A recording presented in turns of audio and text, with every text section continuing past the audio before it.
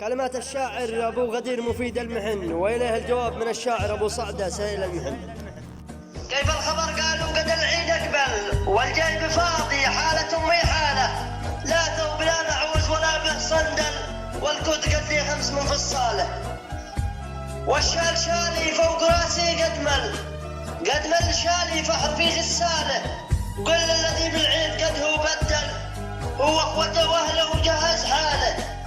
البعض فصل قسوته في بندل، والبعض عارف في رغيف اطفاله، العيد عيد العافيه عيد اجمل، يا من حسبت العيد في بداله.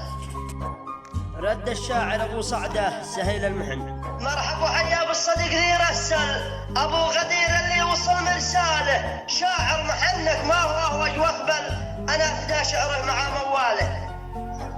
قولك ترى يا اخوك بالصوت اشتل، بردد اقوالك بصوت الباله، العيد سنه كلنا نتغسل، والكل يلبس ثوب يلبس شاله، نلبس ونتواضع ولا نتمهزل، نمسح على اللي حالته رجاله، وندخل الجامع ولا نتمهطل، ونذكر الله نستمع ما قاله، نزور الارحام ما عليهن نبخل، كل الاقارب اخت عمه خاله، نزورهن كامل ولا حد يزعل، وكل واحد ننظر ايش احواله، على الهي خالقي نتوكل، ولا نهم الشلال رفقان.